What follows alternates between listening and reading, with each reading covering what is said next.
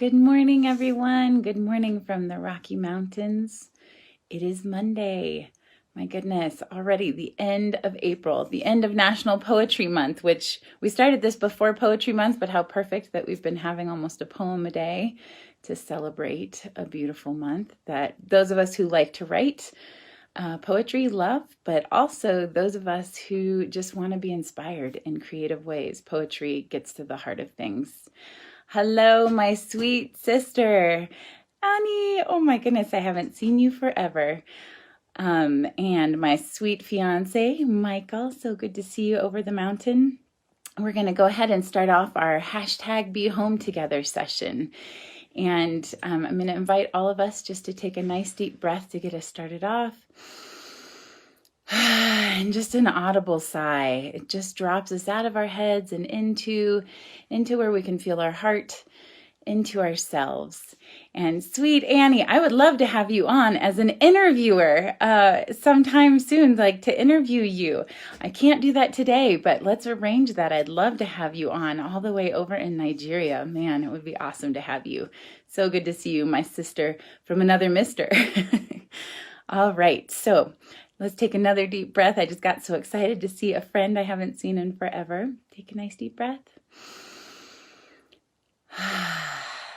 If you are sitting in a chair, I invite you to feel yourself being held, to take this moment to let go of any efforting, any sense of tension, any sense of holding on to an outline or an idea of this should happen or this has to happen for my happiness.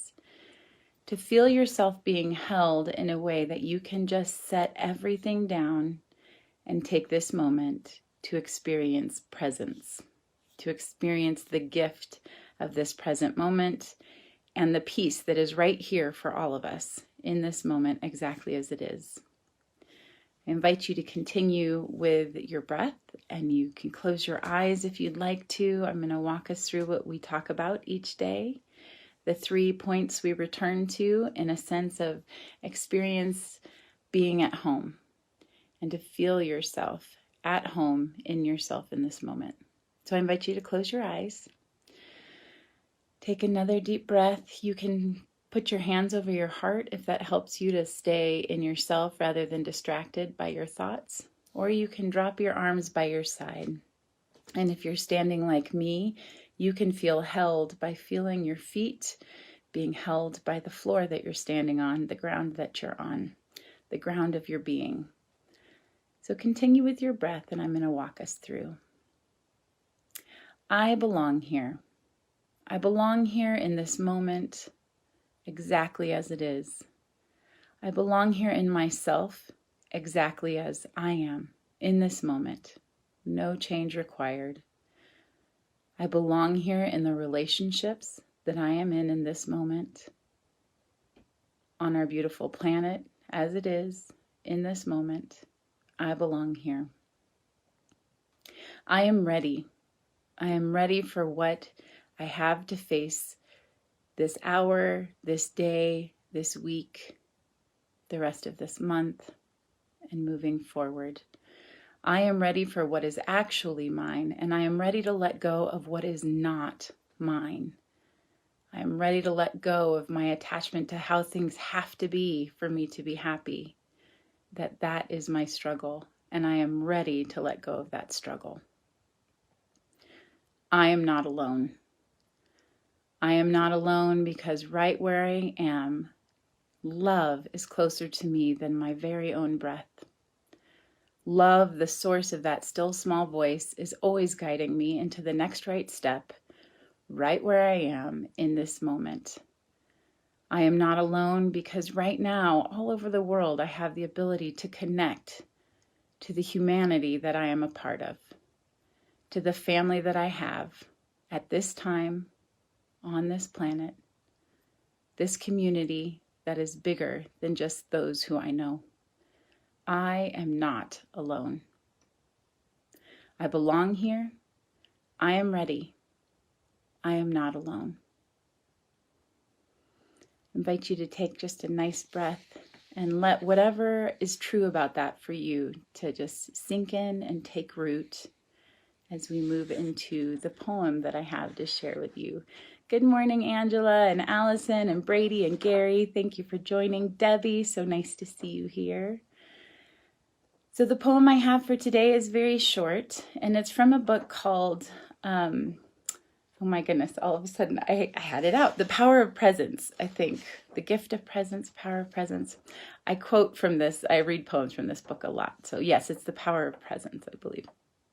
This poem is called At the Teahouse, 6 a.m. by Holly J. Hughes. Sunrise at the octagonal hut. Beyond where two decks meet, a lizard does push-ups in the sun. I see the green chattering world through the window. I see my image in the window. Both are present. Are both true? A bee enters the hut, buzzes insistently against the window, but the window won't yield to his wishes. I want to show him the open door.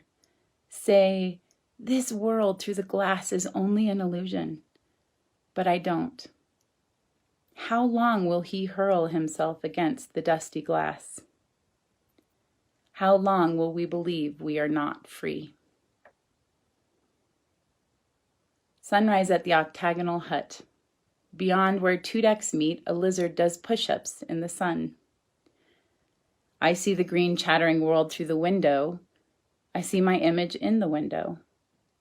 Both are present. Are both true?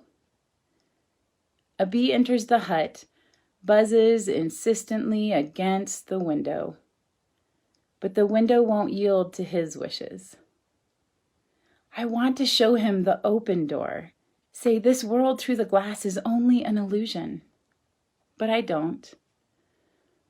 How long will he hurl himself against the dusty glass? How long will we believe we are not free? I love this short little message. Oh my goodness. What are we beating our head against a wall on right now? What are we trying to get to that illusion of like the future or what things should look like or what my career should look like right now, my bank account, my family, my relationships, my education? How are we making things harder than they need to be right now by beating ourselves into that clear, transparent window and resisting being right where we are? Being right where we are with what we have to handle. Hi, Kathy. So that is my question right now. And I love this little story from Brian Andreas. And it's actually by Brian Andreas and his partner, Skye, called Everyday Angels. I shared this. He's a very unique artist, so he does the drawings. And then I think they've created the stories together. And this story I'm going to read to you is called Important Work. It's very short, as his stories usually are. I want to do important work, I said. Then smile at people you meet, the angel said, and play with dogs and tuck a blanket around someone who falls asleep. That's not what I meant, I said. Of course you did, she said. You just had a smaller idea of important. I want to do important work, I said. Then smile at people you meet, the angel said, and play with dogs and tuck a blanket around someone who falls asleep. That's not what I meant, I said. Of course you did, she said. You just had a smaller idea of important.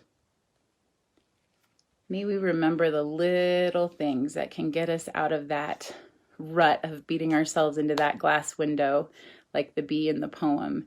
The little things. We may not be able to hug people out on the street or handshake or high five or even get within close distance to them right now, but we can communicate that love with how we look at them and our sense of openness or our smile or our sense of expectation of good for everyone. So I invite us to focus on the small things today and to not get stuck on the seemingly big things that actually are the unimportant things. And with you all, I'm practicing being at home in myself and at home in my community and listening for how to move forward. Much love to you all. I'll be back again tomorrow. Mwah.